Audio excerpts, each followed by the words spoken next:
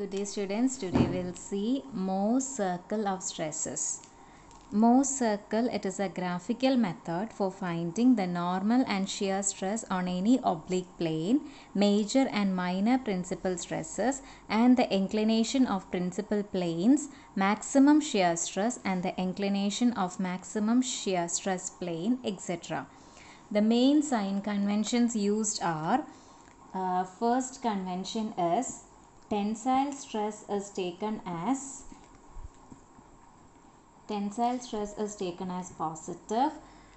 Second, compressive stress is taken as negative.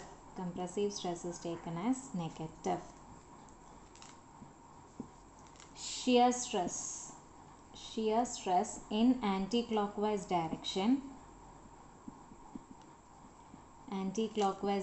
is taken as positive, and angle theta in anti-clockwise direction is taken as positive. These are the sign conventions used in the Mohs circle of stresses. Then the normal stress is plotted along the x-axis, that is the abscissa, and the shear stress is plotted along the y-axis, that is ordinate. So these are the general points to be remembered. Now we'll see how will we draw the Mohs circle and how will we find the principal stresses.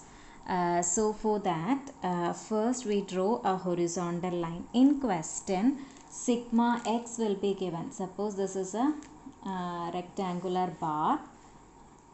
Sigma x will be given, sigma y will be given, and tau will be given.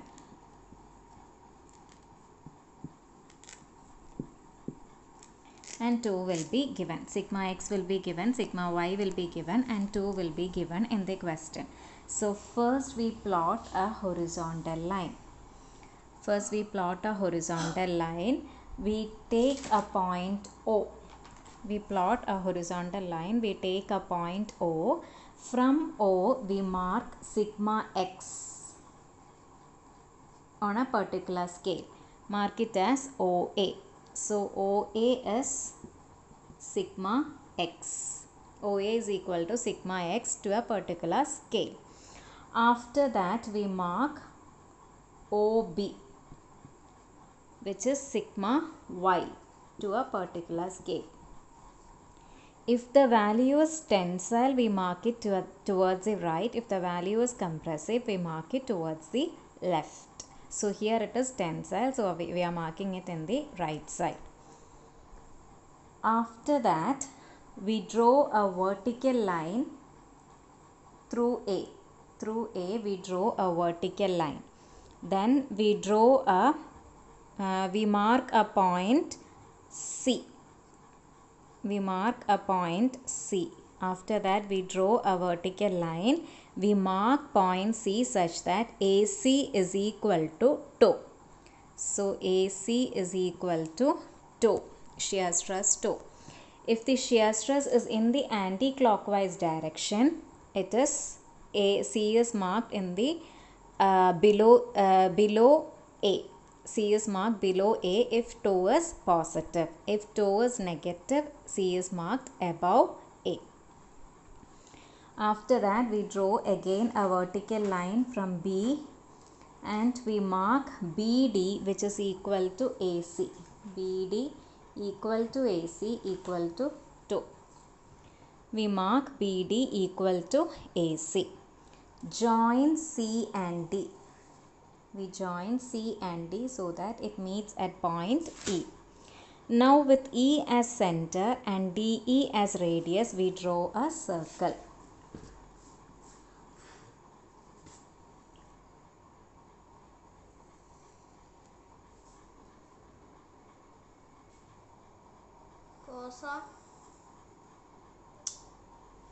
We draw a circle. The circle meet at the horizontal line at point G and H.